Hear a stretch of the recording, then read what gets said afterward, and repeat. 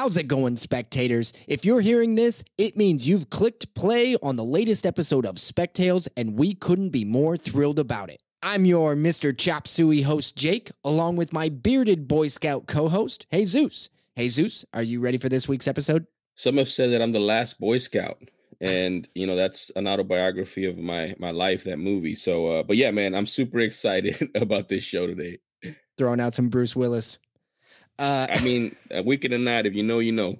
If this is your first time listening to Spectales, we would like to say thanks for giving our show a shot, and we'd love to hear how you like it. Spectales is a comic book podcast that has collectors and creators. What's your Grail tale? Each week, we explore news stories about the comic book grails we love, the epic journeys behind how they were obtained, and how they inspired creativity. We also dive into some comic book speculation and how, as collectors, we can help the hobby pay for itself.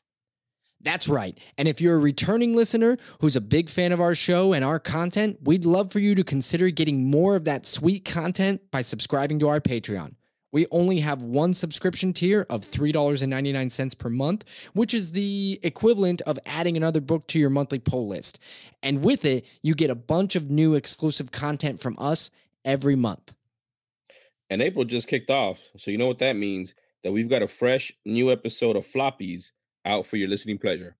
This month, we were joined by Grail Tale alumni Ryan from Automatic Comics, Mickey from Swaggle Comics, and new to the Spectales universe, Aaron from AA Comics on YouTube. And when I say we laughed our way through this episode, I mean the entire episode. It was a lot of fun.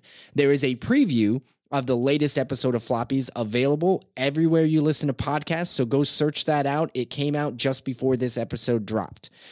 Or you could listen to the full episode by going over to Patreon and search spectales.com, subscribe to the show, get all of it and last month's episode too. Speaking of episodes, let's get this one started already. So forget about putting your ghosts in a cage and go Coheed all over Cambria. This is episode 38. This is a conspiracy. That's what this is. Just begging to course its way through your veins. Let's just for a moment speculate, shall we? You're into comic books, aren't you? I'm a nerd. But you do like comic books. Comic books aren't just for sad nerds anymore. Do you think we need one more? Strange things are afoot at the Circle K. Do you think we need one more? Objection, calls for speculation, move to strike. This is a bad idea. This is a bad idea. All right, we'll get one more. Spectales, a comic book podcast with Jake and Jesus. Hello and welcome back, spectators. This week, Jesus and I are ecstatic to be joined by our IG YouTuber friend, the queen of indie comics, Adriana, or better known as Pretty Nerdy. Adriana, welcome to the show. Thank you. I'm so happy to be here. Yeah, we're really excited to get to our core of what we do here at Spectales, which is talk to the community, and you're definitely a part of that community, Adriana. So thank you for coming on and joining us. I really appreciate being here. This is so fun. Yeah, absolutely. A big part of the community. So Adriana, like I said, we're stoked to have you. Your YouTuber channel, Take 5 with Pretty Nerdy, where you do a lot of different videos, but you kind of focus on indie comics a little bit. And I was genuinely curious, like, what made you kind of dive that direction? I assume you have a passion for those deep dive indie books. Yeah, I have always been like a much bigger indie collector than anything else. I will readily admit that like my knowledge base of like superhero genre comics is not as good as most people's because I really just focus on the things that I enjoy. And once I finally started up the YouTube, I didn't want to do it at first because I have real bad social anxiety. I don't like to hear myself talk, but people kept coming to me and they're like, we want to see, we want to hear. You give us these great recommendations. We think other people would like it too. So I kind of just set up the YouTube and I like threw out a lot of feelers and tried different things to see like what content people wanted and what they didn't.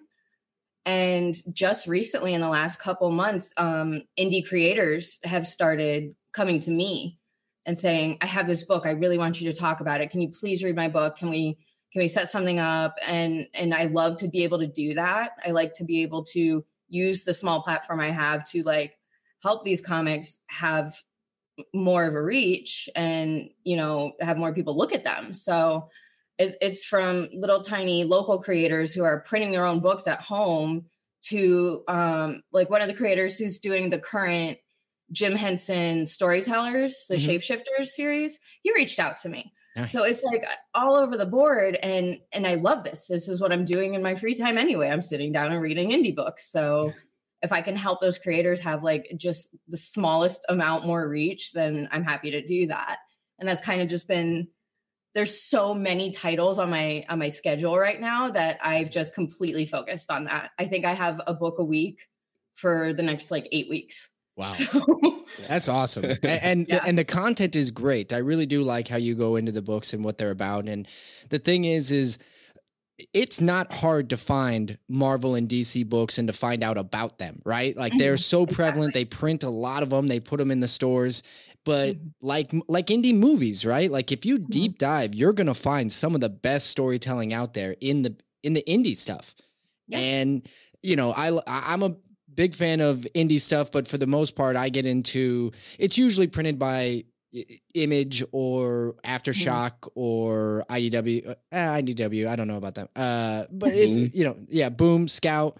And so I don't know, those are even, you know, kind of top tier indie stuff, but you can keep deep diving further. And I really appreciate what you do on those. But back to your original point with your knowledge of the mainstream superhero stuff compared to other people's, there are definitely people out there that have just giant, big balls of knowledge in their heads as far as those books. But there's also a lot of posers out there. And I'm not going to point fingers, but there's plenty of people that, and I've definitely done the thing where everybody's like, oh yeah, have you read this book? You read this person's, you know, have you read his Flash? Oh yeah. I've read that. Like, you know, I've find myself doing that, you know, occasionally. So I'll out myself a little bit, but it happens all the time. Everybody wants to pretend they have the most comic book knowledge in the world.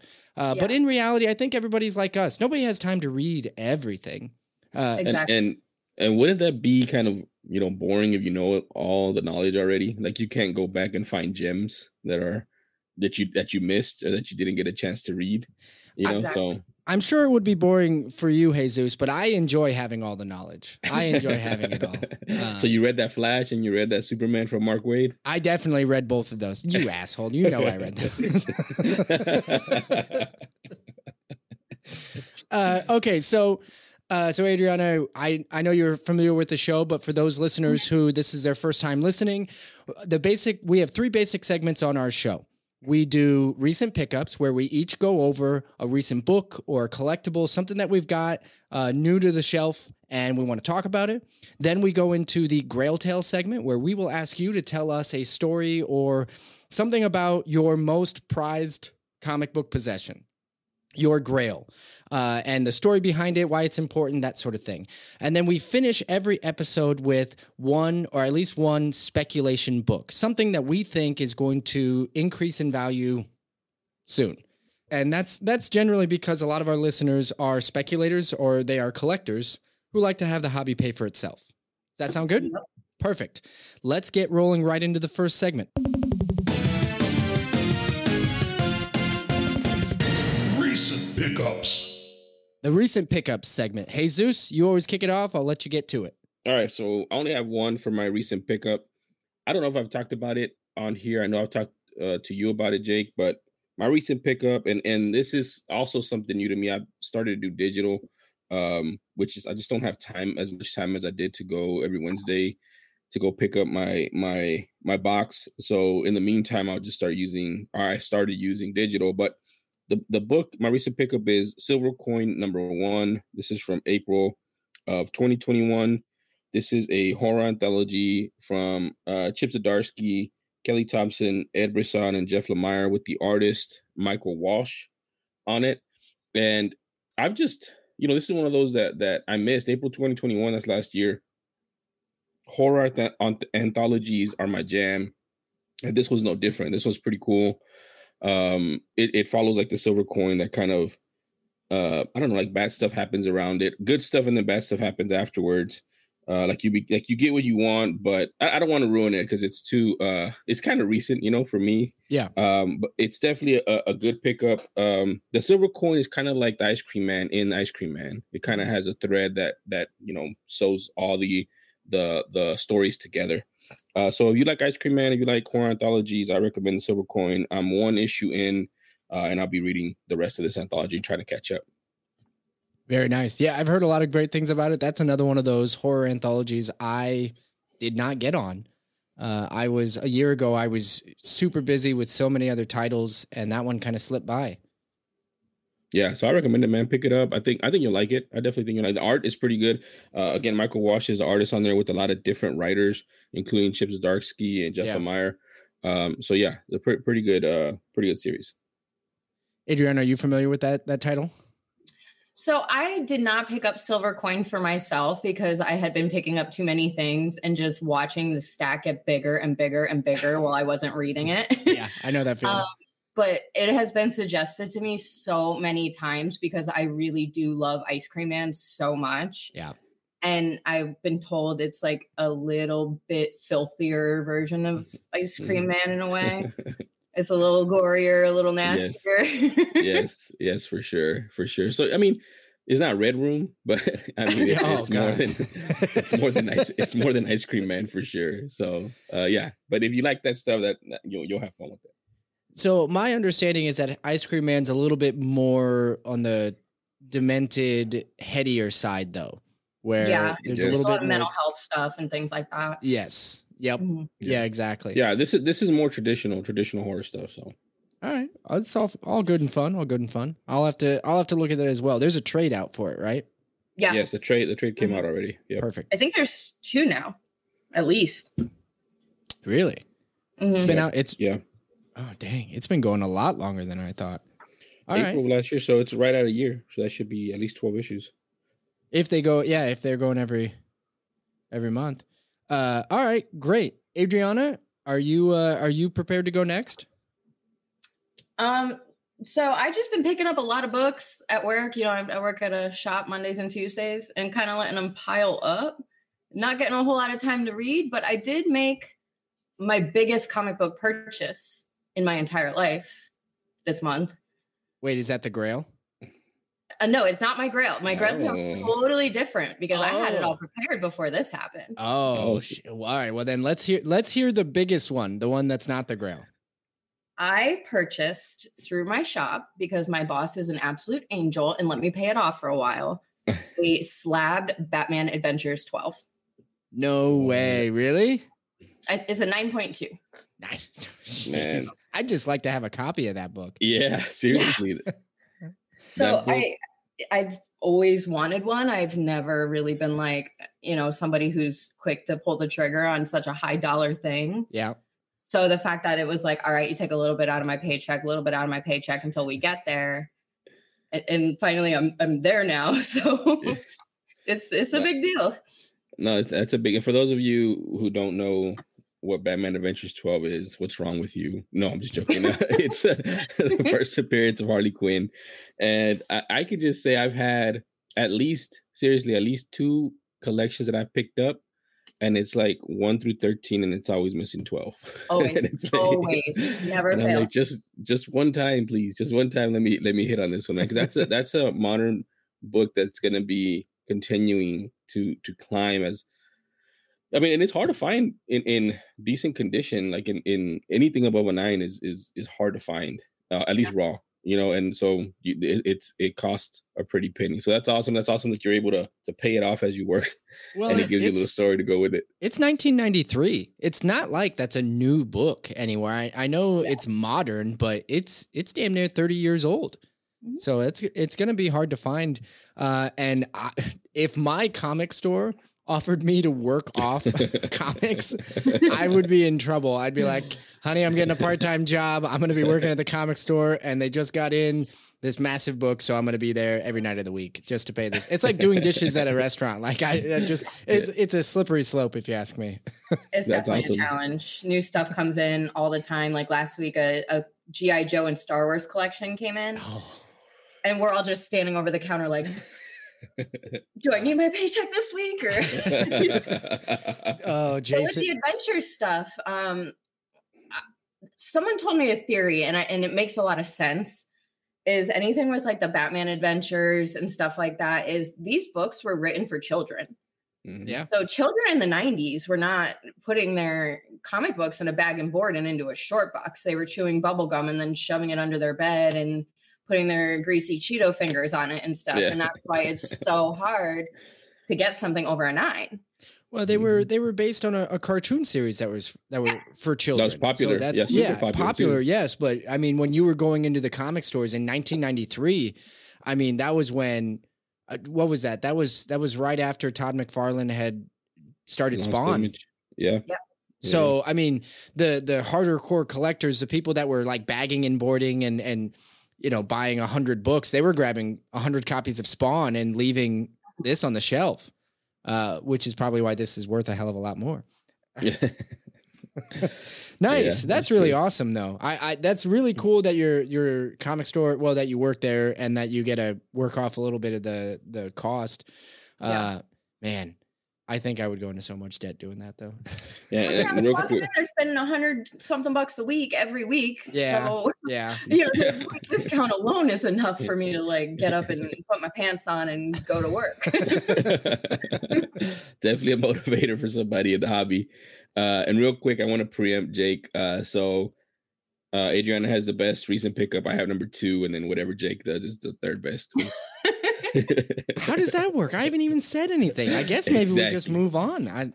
Maybe I don't need one.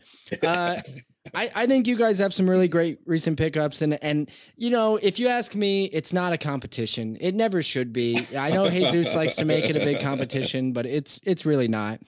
But for me, I'm very excited about my recent pickup just because of, there are just moments when you read a book and the moment you finish it, it just like you're just still surging. Like I read at night, usually before I go to bed. And sometimes there are books I read that I can't fall asleep afterwards because it's still just the story is churning through my head. And occasionally I'll just get up and read it right away again. That was the case with this book. This is Ghost Cage number 1.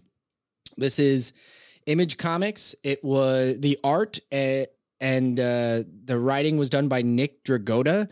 The co-writer is Caleb Goldner. And this book just absolutely blew my mind. I loved the book, really. The last time I know I probably say it too often. There are just some books that I read and I got to stand up. I got to do something. And this was one of them. It reminded me of the first time I read Ultra Mega, which was my 100% favorite book from last year. The series was short-lived. I don't know if they're going to do any more. I really would like them to, but I haven't heard any news that they are for sure doing it. But Ghost Cage it reminded me of that. The art, so I should say what it's about. So it's a sci-fi storyline, and it's really hard to explain. I'm not going to butcher the synopsis for it. So go out and find it, but it's all, I mean, the cover is in color, but the artwork is all black and white, and it's, I don't even know which page so it's kind of there's kind of kaijus in it.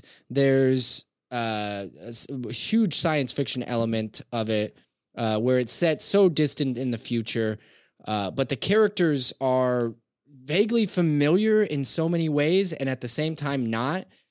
It really was reminiscent of the very first time I read Akira or The Incal, which are both they're two of everybody's favorite sci-fi comic books. So I can't wait to see where this goes. And I'm going to say it now. If I ever get a chance to talk to Nick Dragotta, like he just shot to the top of my artist list for the year. Like he's now a goal of mine to try and get him on this show, because I'd love to talk to him about this story and how he developed it.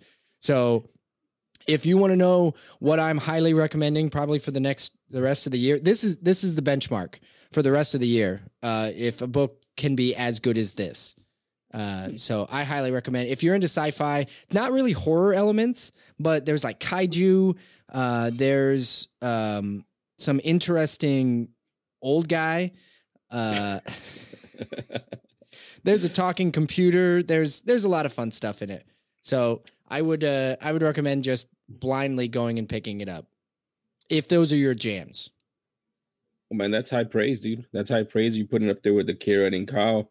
But also, I mean, is there a thread amongst the high marks of kaiju? Because Ultra Mega's kaiju. So maybe is that what's your jam? So it's a thick book. So it's extra long. I don't know how many pages. I didn't actually count the pages, but it is longer than the average first issue.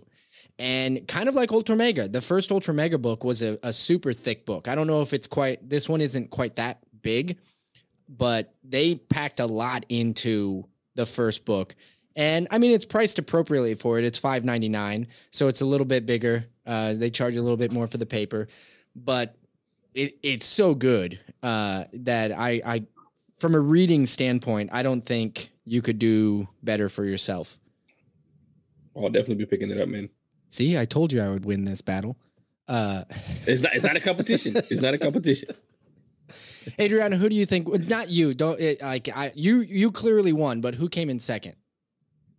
I almost picked it up and I didn't, and now I'm going to. I think she just picked me, Jesus. She picked said me. Silver Coin. That's what she said about Silver Coin. So I would. That's her jam. So it's unsaid. I had actual copies of Jake's book set under the counter for me to go back and get. So Jake, it's okay, Jake. It's all right. Well, you know what? I think that she said my book, or she said me. Be a gracious loser, Jake. Be a gracious loser. All right, time to move on to the next segment, everybody. But seriously, we can move on to Grail Tale. Grail Tale. Grail Tale. Grail Tale. Grail Tale. The Grail Tale segment, which is our favorite segment because we get to kind of put our feet up for a little while and be entertained by our guest. That's cute to you, Adriana. So you want me to just start babbling on about this? Because I can do that. Yes, we want to hear this. We want to hear this Grail Tale. Well, okay. I mean, this one, there was a little bit of jabbering going on IG earlier where Adrian, actual Dracula, he kind of put you on notice that he hopes you have a great Grail Tale. But he said that you won't come close to his. So we've got a little bit of a challenge. I want you to know I view all Grail Tales equally, right? Yeah. It's kind of like children. Like if you ever have kids, like you don't have one favorite, but there might be one you like a little better than the others. So in the Adrian versus Adriana battle right now, have you ever had a Grail Tale where somebody walked away with an entire stack of Grails? A mountain of Grails, have you? I don't know if we've had that. Chris's was close a little bit, but not a mountain though. He would not say it was a mountain. It was a short box in a way. Anyway, we've had a few little but by all means, the quality of the Grail Tale is not always set by the books involved. Sometimes it's just about what it means. Mm-hmm. So, as we've discussed, I'm mainly an indie collector, correct? Yeah. Yes. So when I was first collecting, I started collecting the mainstream books based on covers. So I had like certain covers that I collected. And one thing that I'm known for is my kissy cover collection. So all the, embracing and hugging and kissing and the, spicy covers or whatever. Mm-hmm. Side note, there's a whole subgenre of kissy covers where the lady has like a knife behind the guy's back and she's like going to stab him. Really? Oh, wow. I can't give you an example right now, but I have a picture and there's like 25 of them. Me and my friend Tina, her username is clever username yay or nay. We sat down one day and like pulled every single one that had that, but that's beside the point. So a couple of years ago, I was going through a Rogue and Gambit phase for that reason, because like how many kissy covers tons do they have? You know what I mean? Some really iconic ones too. Yeah, like that's what started my collection essentially. So I was learning more about like investing in minor and major keys at that point in time. My collection was still kind of modest. And I kind of stumbled on the fact that there is just an ungodly amount of key issues when it comes to X-Men in general, because there's just so many characters and there's so many first appearances, and this character joined this team and this character turned into this character and this character dies. And it just became this like Pokemon thing for me, like got to catch them all. I had to get like as many of them as I could find. So I have a friend locally and his name is Josh and he goes by Geektastic Dad on Instagram. Yep, I know him. He is the GOAT when it comes to finding non-traditional ways to get comics for cheap. Like he will get you whatever, wherever on a budget. He's got me at flea markets. He's got me at rummage sales. He's got me at estate sales. He's got me buying stuff off sketchy strangers off Facebook. Like this man has helped me find so many things and I'm so grateful for him. But he sent me a message one day and I was out at estate sales and he sent me a message and was like, there's a Boy Scout rummage sale at a church by your house. You should go. They said there's comics. And I'm like, great, Boy Scouts, church, just what I want to do with a hangover. Awesome. It was on my way home, so I stopped, and it was like near the end of the rummage sale. So I'm thinking like, there's not gonna be anything left. So I go to the back of the room, and there's like 3 long boxes, and there's just like a piece of paper stuck to it that says all comics $1. So I'm thinking we're gonna get some Turok, we're gonna get some Youngblood, we're gonna get, you know, crap that nobody wants, right? Yeah. And I look over and there's a guy at one of the boxes at the end and he pulls a New Mutants 98 out. And immediately I'm looking at him. I'm like, that is the luckiest thing I have ever seen. This man just pulled a first Deadpool out of a dollar bin at a rummage sale. Like maybe I'll find a couple good things.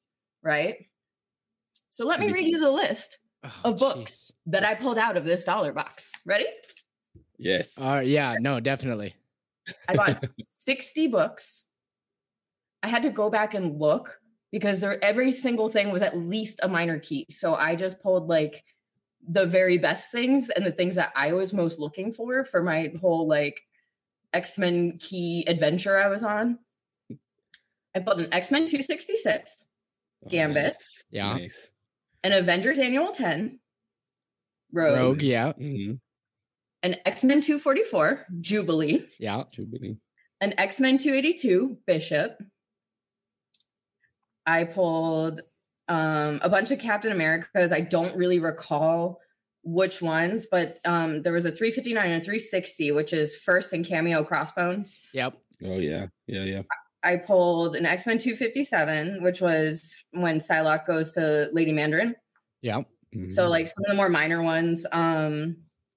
An X-Men 179, which is the first Leech, which one thing I also collect a lot of is like the super obscure minor first appearances. Like I got the Alpha Flight Pink Pearl, like nice. just the really dumb ones. It's fun for me. So like I grabbed those for myself. I pulled one of the X-Men 251s that Mark Silvestri, the purple cover with the big X. Yeah. Yeah, the one with Wolverine on the cover. Yeah.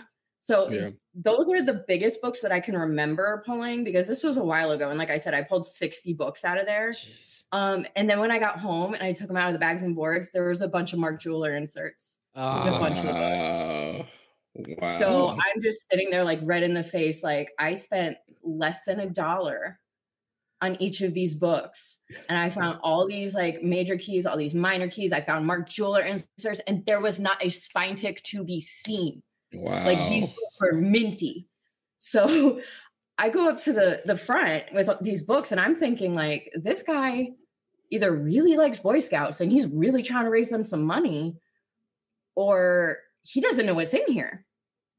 Wow. So I took a gamble. I went up and I was like, all right, I'm already doing pretty good here, but I'm still going to try and haggle with him because I'm going to shoot my shot. You know what I mean? Like either he's going to take it or he's not going to take it. At the end of the day, I pulled a mountain of grails. So if he wants $60, if he wants $70, I'm going to give it to him. So I walk up and I'm like, very sheepishly, I'm like, will you take 50 for these? And he looks at what I have in my hand and he goes, absolutely not. I was like, okay. I laughed.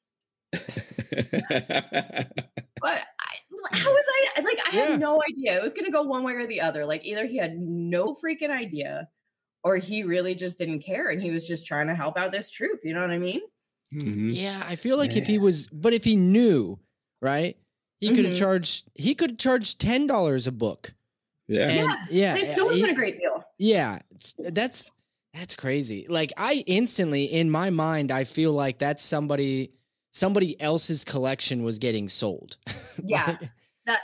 That's what I think after the fact is like, this was, a relative passed away or something and he had to clean out their house and he didn't want to do anything. No, with it. what it sounds like is it was like some dad or some older brother or something like that. Like a week later, they're like, Mom, where's my books?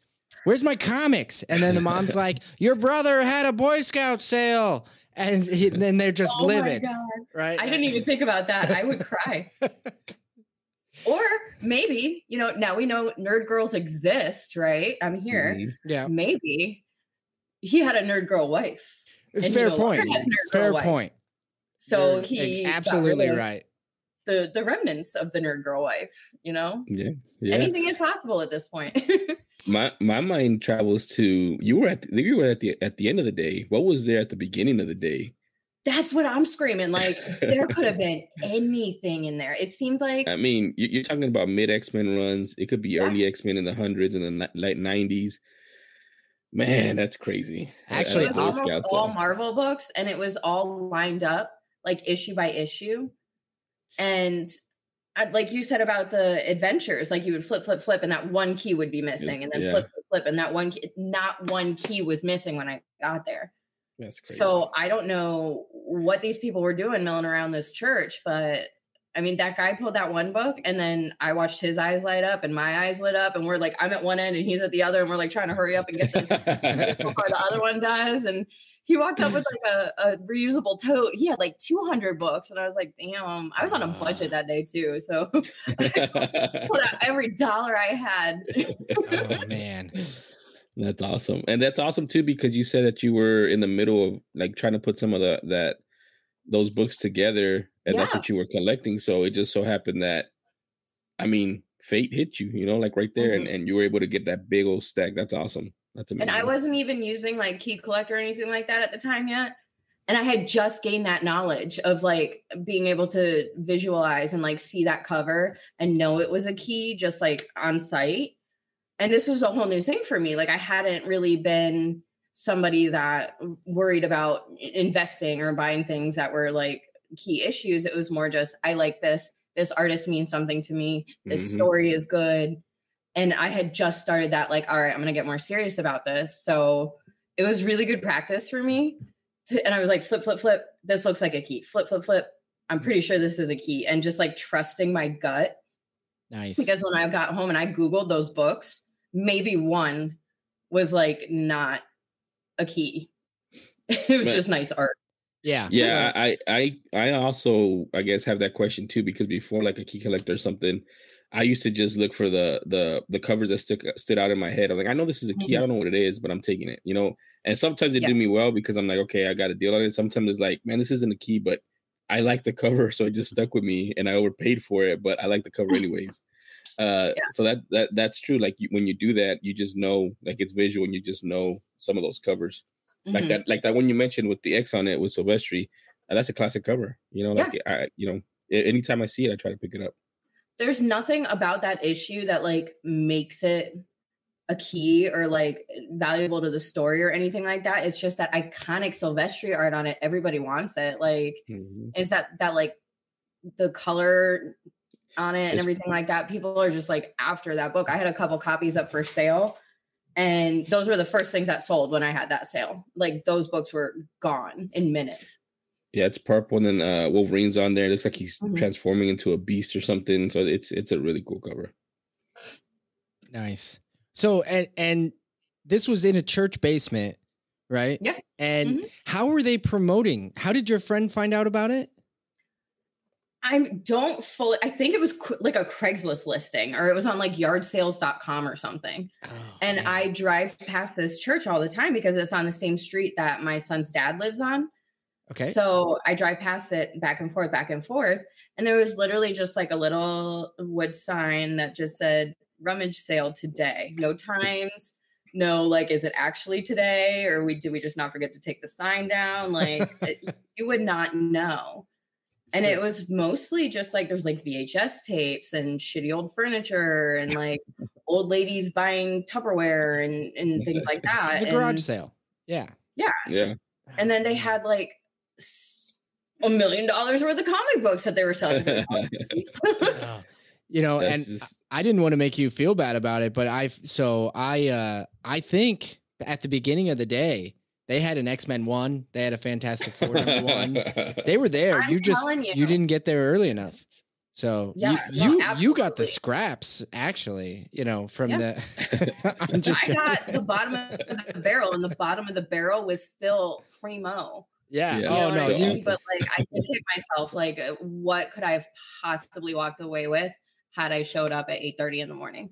Oh man, and $60. Dang, that's crazy. You know, the other thing I have, you know, questions about too with this is like, you have to make that decision when you go to these like estate sales and you know, rummage sales and stuff, because you're gonna hit sometimes, you know. And I guess the question is it worth it? Like all those other misses. I feel it is. Like I feel it is, because if I would have been there and I would have hit on that, I would have been like, yeah, this is why I do what I do. You know what I mean? I am happy to go to 10 duds to be able to have this one story that I have right now, because this is a story I'm going to be telling my grandkids and stuff. You know what I mean? Like back in the day, grandma was pretty savvy and knew her shit, and she struck gold a couple times, you know? And like before, there was a point in time where I just sold comics and I did not like collect or anything like that. And I would buy auctions, and like there would be a whole bunch of stuff like comics and vintage clothes and like garbage, you know what I mean? So I got really skilled at identifying other sellable stuff, to the point where I have a Poshmark that has 68,000 followers where I used to sell vintage clothes. Oh, wow. So in my mind, if I go to these things and maybe it's a dud when it comes to the comic stuff, I have enough knowledge and a good enough eye to still, you know, make that trip worth my time. You know, we went to an estate sale and there wasn't comics or anything like that, but we pulled some like cool vintage toys. I found a Ouija board, like an original Ouija board that I have hanging up on my wall now that I paid like $3 for, like stuff like that. There's always something. There's always a story. It's entertainment. You know, to me at the end of the day, it's worth the time. Like I'm not doing anything else. I might as well go and check it out. And I enjoy that kind of stuff. I like thrifting and things like that. So yeah. So you're getting more out of it than just the comic side of it. Like it's a hobby. It's genuinely a hobby. And it coincides with another hobby of yours, which is comics. Yeah. So yeah, that's pretty sweet. Yeah. That's the Gary V thing, where you go to estate sales and garage sales and you always find stuff that you can flip or that has a lot of value. Mm-hmm. Yep. And I'm just like a collector of cool, odd things. So I just find cool, odd things, and then I decorate my house with them too. So nice. And you helped some Boy Scouts, right? Which is the moral of the story. That's important. Yeah, we're a Scout family ourselves, so we try and support where we can. Nice. All right. Well, thank you very much for sharing that. That was awesome. I'm always a big fan of when we get, you know, the multi striking gold, right? That those are kind of fun stories. I've actually yet to experience that myself, where you just walk in and there's a treasure trove and somebody who's just selling it cheap or something like that. I know it happens. But you know, I haven't had my turn yet. So someday I will. But one day, Jake. Maybe. I don't know. All right. But Adrian or Adriana, who had the better Grail tale? Well, you picked his book for the first segment.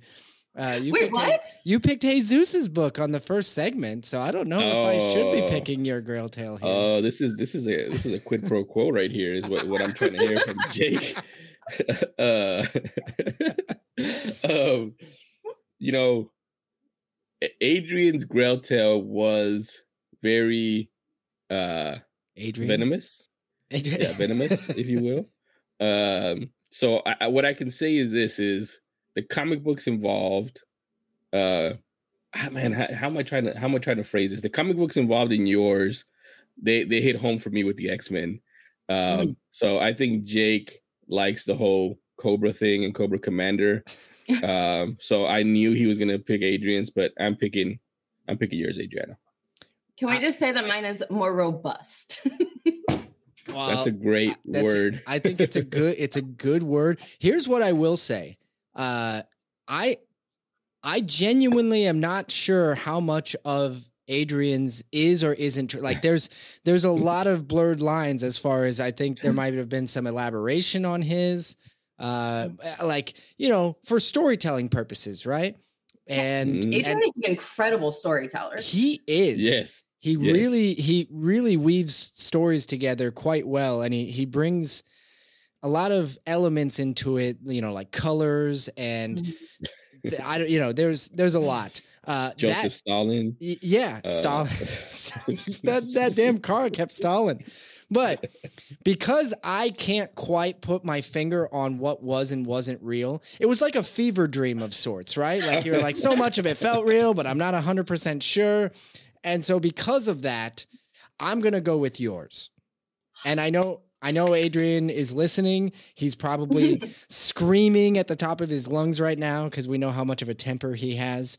And I apologize, Adrian, but I'm going with Adriana's. maybe we'll give him a shot at redemption here. Yeah. In a 1v1 somehow of comic books. I don't know. We'll figure it out on a floppies or something. It almost. Now, did he come in full costume? Oh no, which is also why I'm discounting him. For those of you listening, if this is your first time listening, go back 2 episodes ago to episode 35, episode 30, 36 or 35. I'm not 100% sure anymore. Adrian Actual Dracula was on, and he gave us one hell of a Grail tale. So that's the joke that we're talking about. All right. All that said, I think it's time for the next segment. Speculation. The speculation segment. Adriana, we will go around the horn, and we each are going to toss out a book that we are speculating on, why why we think that way, and just something for our listeners to maybe go, look out for at their next Boy Scout rummage sale that they go to. Jesus, are you prepared to go first? I am prepared to go first. This is going to be a different type of speculation. I don't think I've talked about something like this before, but I'm going to do it today. And I think it's warranted. I think it's relevant. And I think a lot of savvy investors and also collectors, because this is a book that I want in my collection, whether or not, people like it or not, I just want this book. I think you even had this book at one point, Jake, but I'm talking to none other than Amazing Spider-Man number 101, the first appearance of Morbius. Now, why am I talking about this as speculation? This book is super expensive right now. It's super hot. Well, because Morbius just came out. I haven't seen it. I'm going to see it because that's what I do. I watch comic book movies. But it's getting horrible reviews. It's getting, bust. Pooped on. Box office bust. Yes. And so we have now some historical data from a villain that was in another movie, in a Venom movie. In a Venom movie, in Carnage. And that book, Amazing Spider-Man 361, while a lot more modern, went really high. It was selling for a lot right before the movie came out. After the movie came out and it got mixed reviews, which is even better than the reviews that Morbius is getting, that book tanked.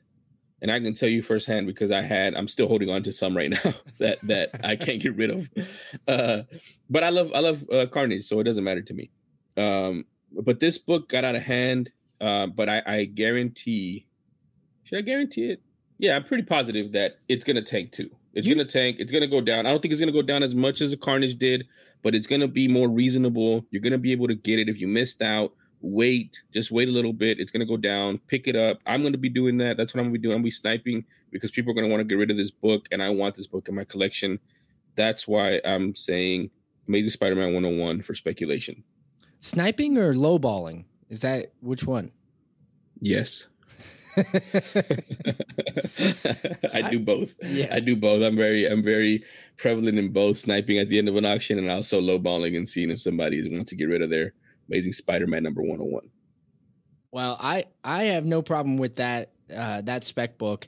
And you're right, like it's not exact it's a huge book, but it's going to take a nosedive. I completely agree with you on that. And to be honest, I think it's taking a nosedive unfairly. This is a great character. This is a great book to have. It is a early Spider-Man key. I know it's not super early in Spider-Man, but I mean, at this point, Spider-Man's had over, thousands and thousands of books, so it's early enough. And I think that it's one that is worth having in a collection regardless.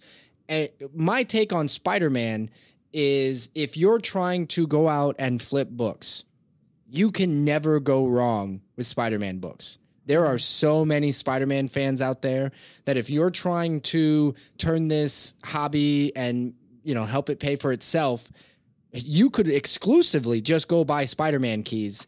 Look for the ones that are down, that are on the low, and you're going to be able to flip them at some point because people always are putting together Spider-Man runs and they love Spider-Man characters and they're going to go after the key characters. Morbius will always be a key Spider-Man character, whether his movies are shit or not. So yep. I think that's brilliant. That's a good one. You guys heard that. I'm brilliant now. That's from Jake's mouth, not mine. So I got to give credit where it's due. I can back that up, actually. What, the brilliance? Well, yes, absolutely brilliant, because I literally made a decision yesterday based on that exact thought process. So I sold my books recently. I had some things in my collection that no longer have sentimental value based on some recent events. So I unloaded them. And one of the first things I sold was a Morbius #1 Scotty Young that I loved for a very long time. And it retained value for a very long time.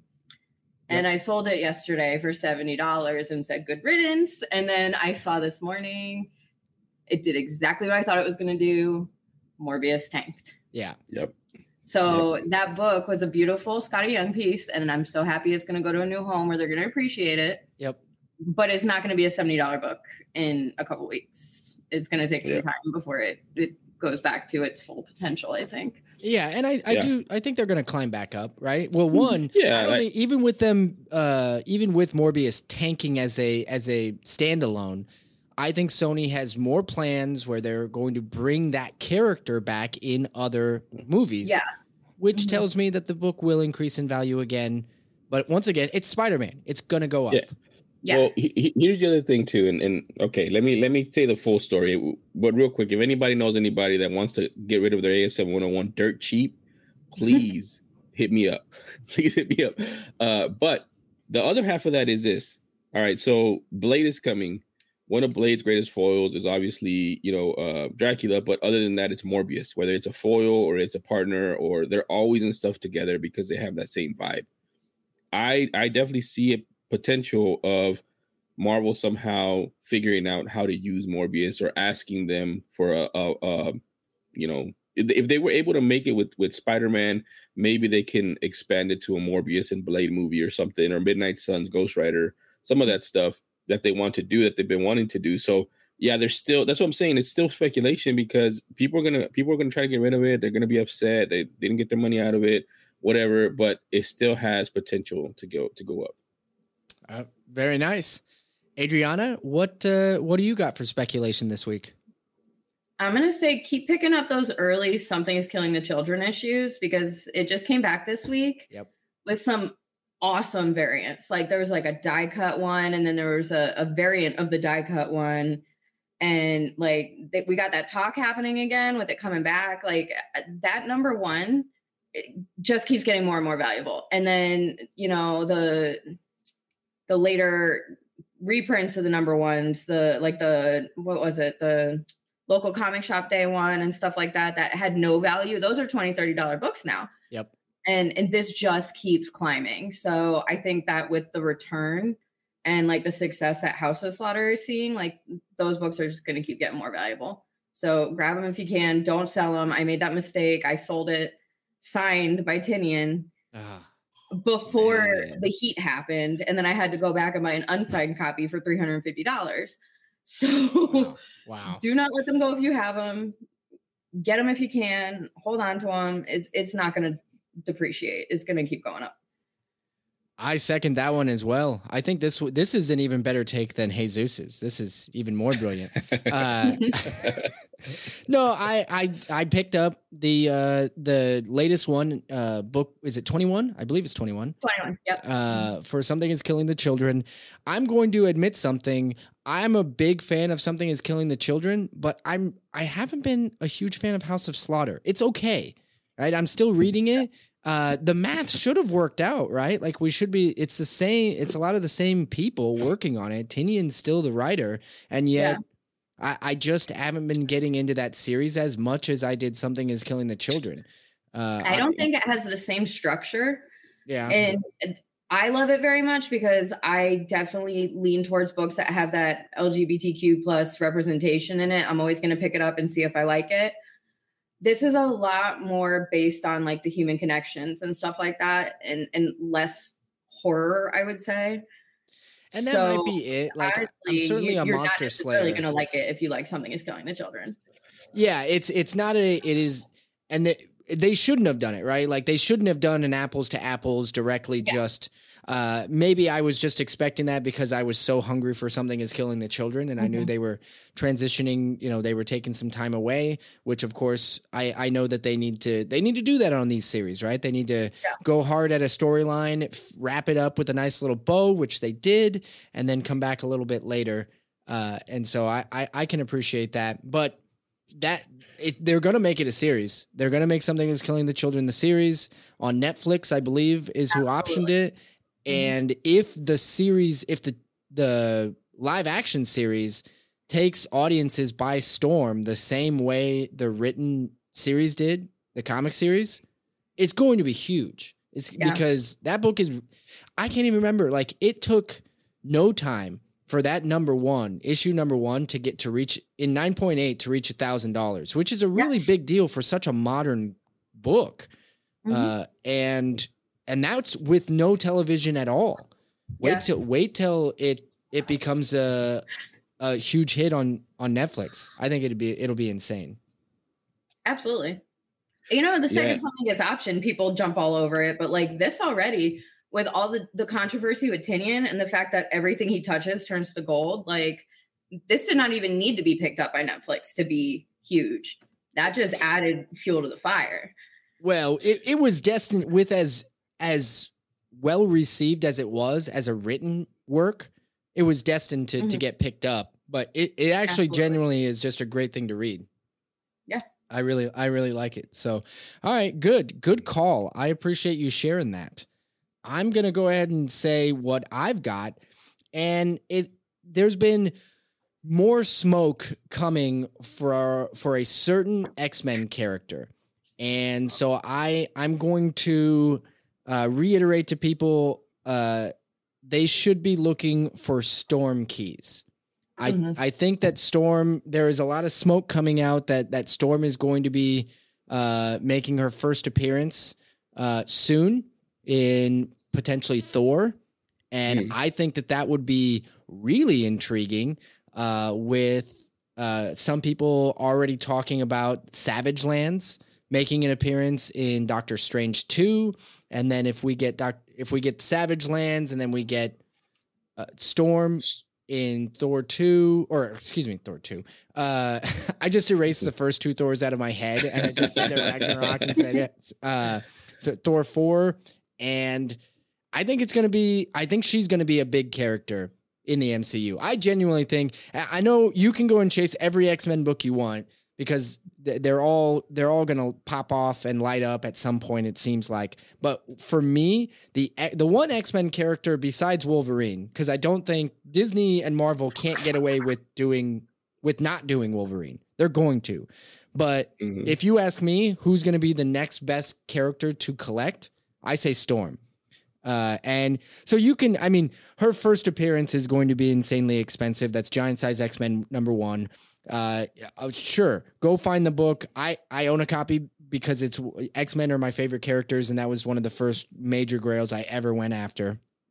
So there was a small dip. It's on the rise again, but those books did dip. X-Men hit really hard in like May of last year, and then they were on a slow but steady decline. Storm's second appearance and first appearance in the X-Men proper title, Uncanny X-Men 94, actually is a little bit on a dip. That book did come down, and in the lower grades, it's fairly accessible. It's not cheap, but it's accessible. But here's one that I think people should be looking for multiple reasons, but I really like Uncanny X-Men 102, which is the origin of Storm. And it also happens to be the first battle of Juggernaut versus Colossus, which is just a really cool cover. Great book to go grab. And it's not the cheapest book either. However, I think you can get good, clean copies in that $100 mark. And I think that if Storm blows up, it's going to be a really good book to have. Also, it is a potentially sneaky book to go find in LCSs, because people are definitely chasing a lot of the main primary keys. And this is about the time where you may want to go find some of the minor Storm keys before they get out of hand. And if she pops up in a trailer or something for the next Thor movie, I mean, forget about it. They're all going to go nuts. Yeah, I think she has something with Black Panther as well, right? Don't they get married at some point and have a child or something of that nature? Yes. So we know Black Panther's coming. And I think there's also a storyline with Namor and Storm and Black Panther in it too. So yeah, man, I mean, these are the characters. And she's also very, I think, Omega level mutant too. So she's a good key to go after, because she's also very powerful in Marvel. So that's a good one, man. I already have 94. I need to get Giant Size X-Men 1, and I'm going to get it a 7.0 white pages to get it better than Jake. Good luck with that. Going to every Boy Scout rummage sale from here until the movie comes out. Well, good luck, because I'm going to go before you do to every Boy Scout rummage sale. You will not get, you won't get one key. Yeah. We don't even live in the same city. You're not slipping off a hangover. Yeah, you have to make sure that's part of it. That's the magic that happened. Oh, so I've got it. The math has to work out. I've got to do the hangover, and then it has to be in a church. And so it's like was it on a Sunday? It was on a Saturday. Okay. Okay. Well, now that I know the math, I know how it works. Right. So, yeah. So I'm going to have my own rummage sale Grail tale here pretty soon that I'll share with the listeners. That's really going to bring us to the end of the show, Adriana. However, before we go, I would really love for you to tell people where they can find you out in the internet's world. Okay. Well, again, thank you for having me. So much fun. You can find me on Instagram, prettynerdy_. And if you find me there is a link tree in my bio. It will send you to my YouTube, which is Take 5 of Pretty Nerdy, various other things I'm dabbling in, but my two main focuses right now are my Instagram and my YouTube. But, go ahead, click that link tree, poke around, see if you want to find me elsewhere. Absolutely. Everybody go check out her videos. They really do go into a lot of depth. If you want to learn more about the more obscure and really deep dive indie comic books, there's a lot of good stuff out there, and she's pulling it for you and telling you all about it. So go give her YouTube a follow or a subscription and learn about books. And if you want to find or reach out to Jesus and I on the internets, you can find us on Twitter at SpecTalesPod and on Instagram at spec_tales_podcast. That's it. Thanks everybody out there for listening. We'll catch you all next week with yet another Grail Tale.